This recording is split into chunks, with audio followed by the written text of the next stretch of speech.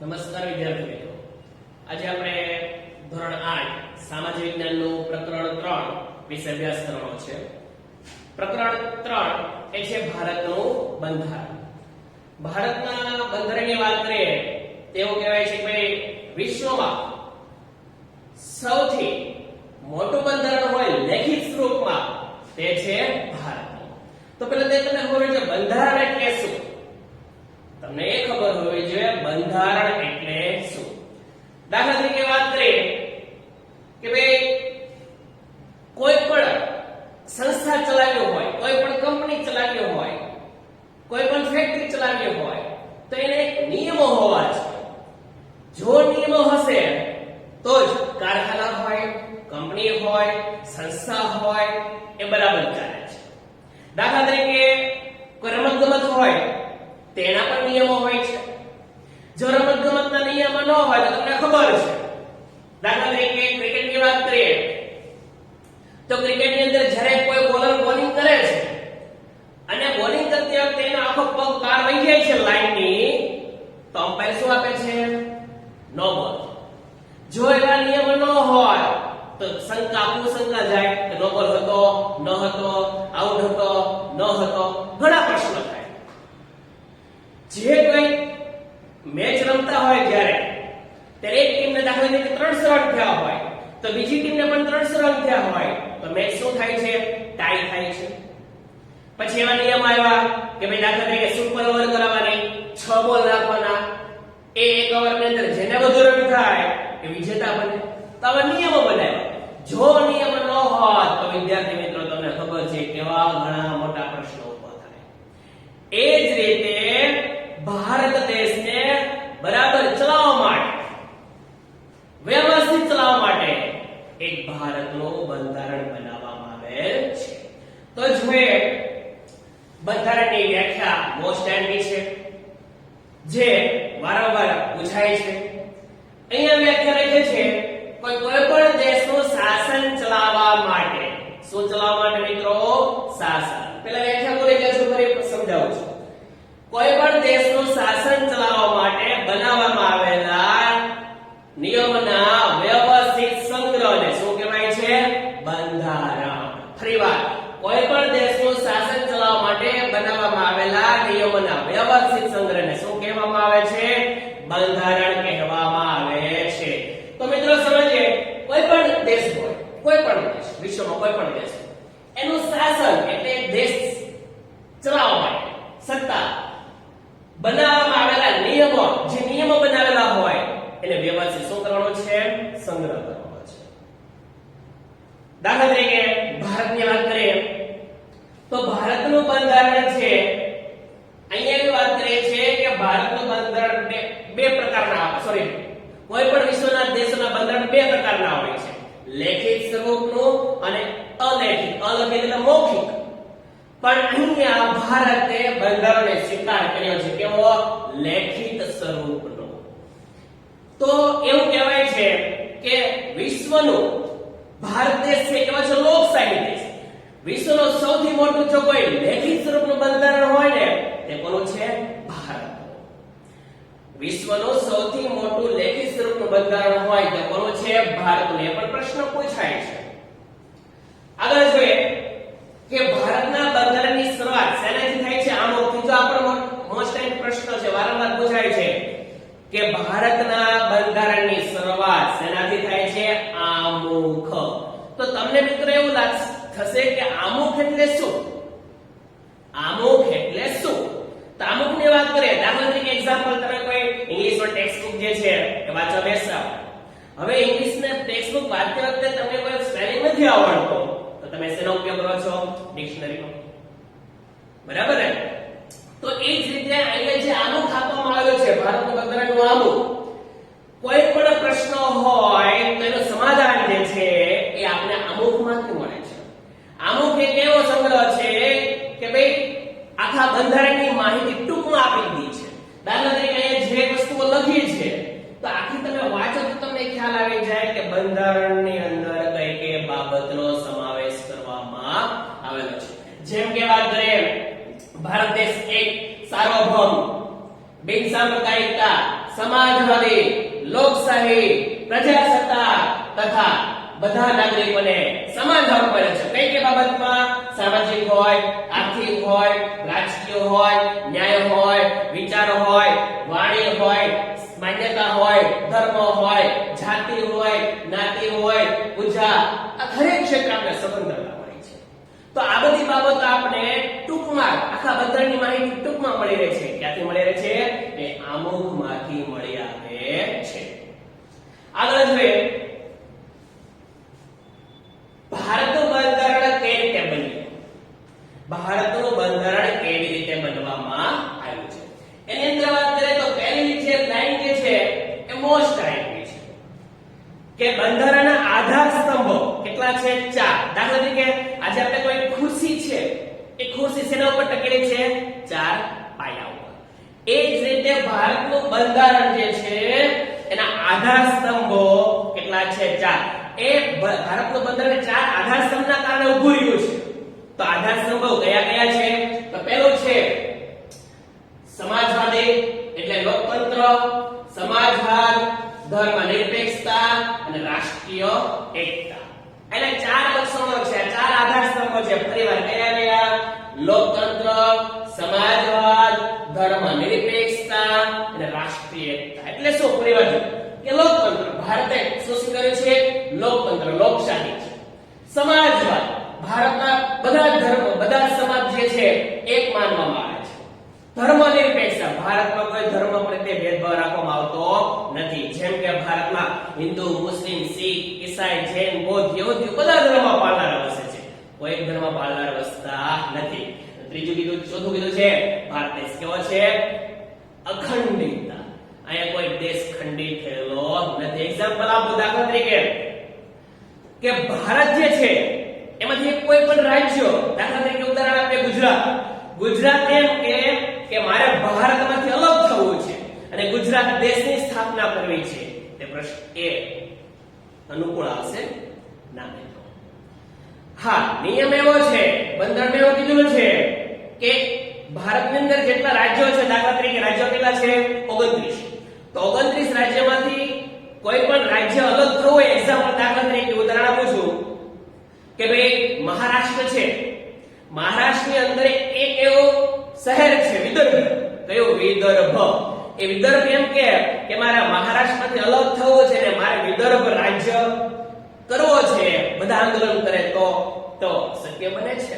તો એક રાજ્યમાંથી બીજું રાજ્ય બને છે તો એ દેશ અખંડિત ન કહેવાય. હા, પણ ગુજરાત દાખલા તરીકે અલગ થાય એમ કહેવાય ગુજરાત દેશની સ્થાપના કરવી છે, તે રાષ્ટ્ર શું કહેવાય? ખંડિત થયું માનવામાં આવે છે. શું માનવામાં આવે છે? ખંડિત. દાખલા તરીકે ભારતમાં 28 રાજ્યો હતા, પણ તમને ખબર છે 29મું રાજ્ય છે એ બન્યું શેમાંથી અલગ પડ્યો ભાઈ? આંધ્રપ્રદેશમાંથી.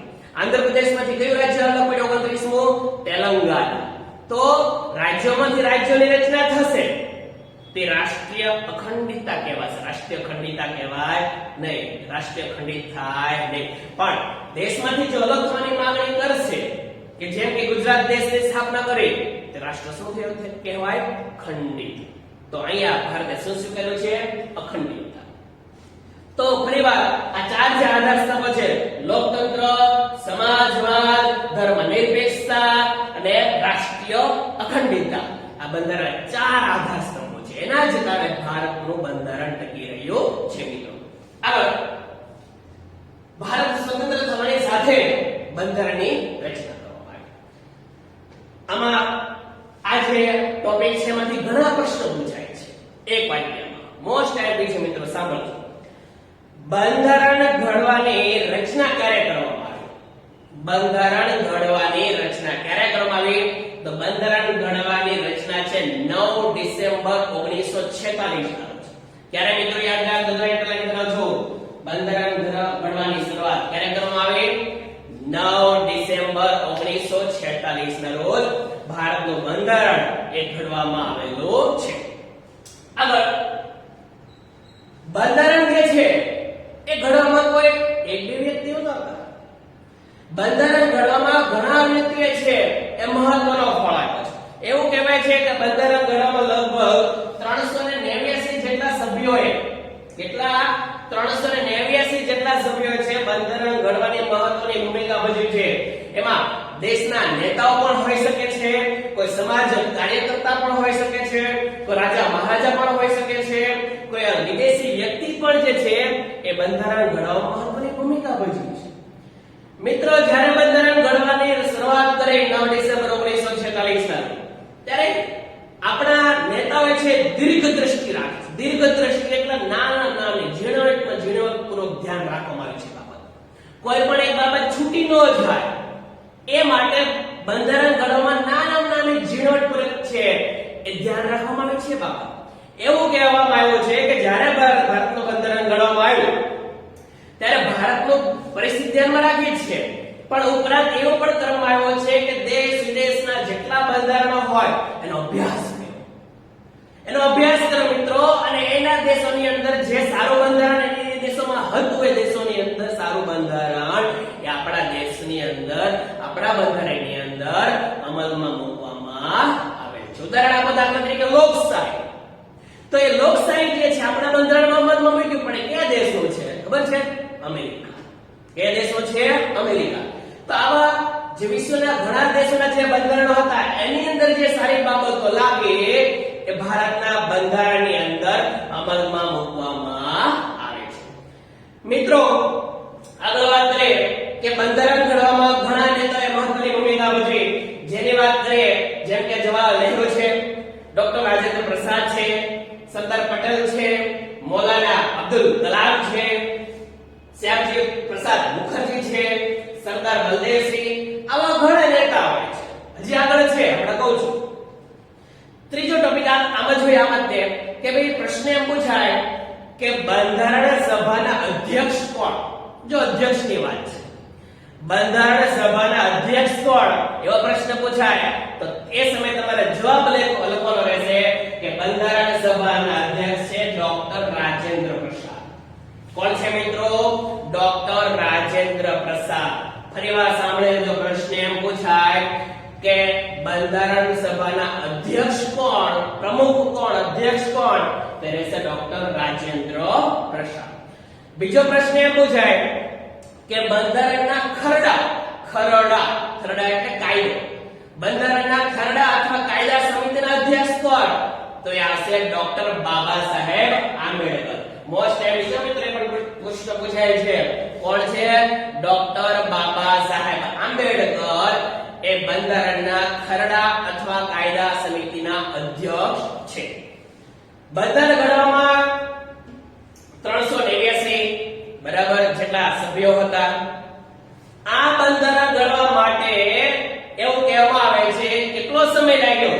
તો બંધારણ ઘડવા માટે છે એ 2 વર્ષ. કેટલા? 2 વર્ષ 11 મહિના. કેટલા? 11 મહિના ને 18 દિવસ જેટલો સમય લાગ્યો હતો. ફરીવાર મિત્રો, બંધારણ ઘડવામાં સમય કેટલો લાગ્યો? 2 વર્ષ 11 મહિના અને 18 દિવસ જેટલો બંધારણ ઘડવામાં સમય લાગ્યો હતો. હવે આગળ, બંધારણ ઘડવામાં પુરુષોનો તો મહત્વનો ફાળો છે, પણ સાથોસાથ એવું કહેવાય છે કે બંધારણ ઘડવામાં સ્ત્રીઓનો પણ મહત્વનો ફાળો છે. તો યાદ રાખજો મિત્રો, 2 સ્ત્રીઓ એવા છે કે જે બંધારણ ઘડવામાં મહત્વની ભૂમિકા ભજવી છે. એક છે સરોજિની નાયડુ અને બીજા વ્યક્તિ છે ડોક્ટર વિજયાલક્ષ્મી પંડિત. કોણ છે?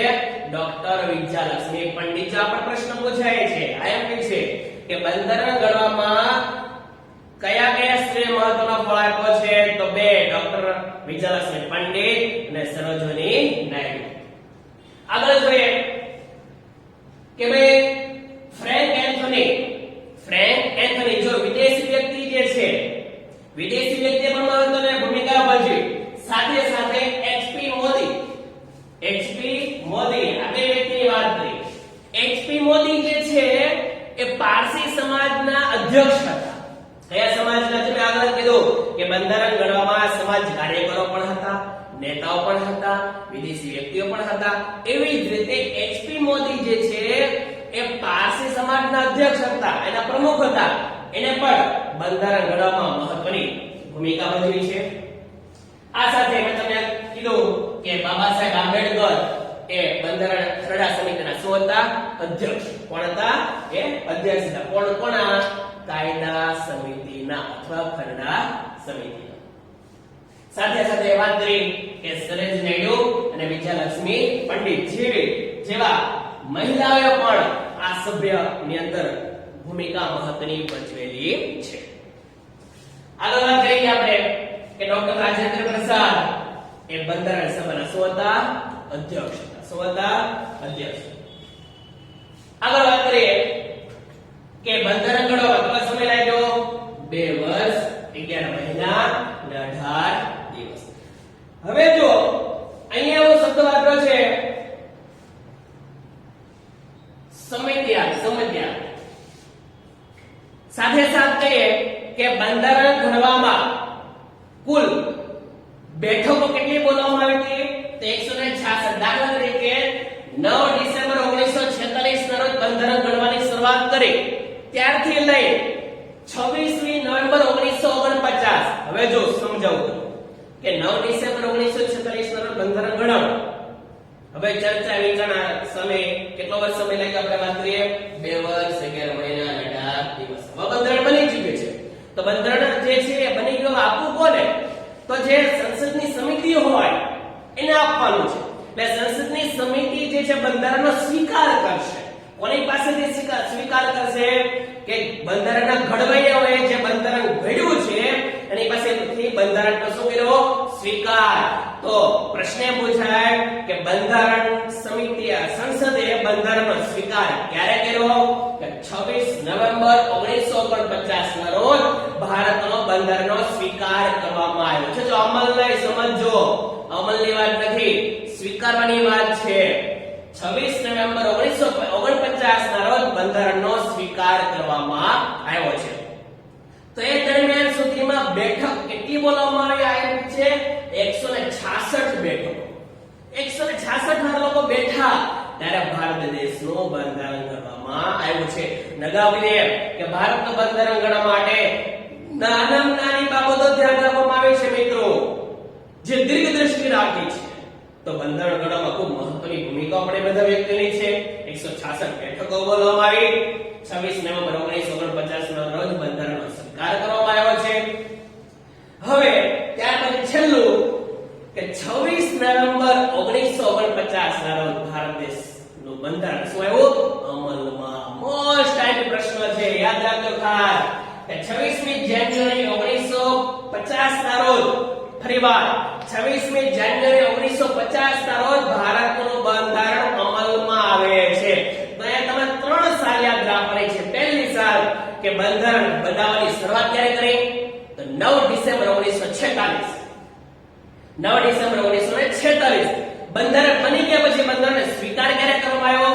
26 નવેમ્બર 1949. અને મોસ્ટ ટાઈમ કે ભારતનું બંધારણ ક્યારે અમલમાં આવ્યું? તો 26મી જાન્યુઆરી 1950 ના રોજ અમલમાં આવે છે.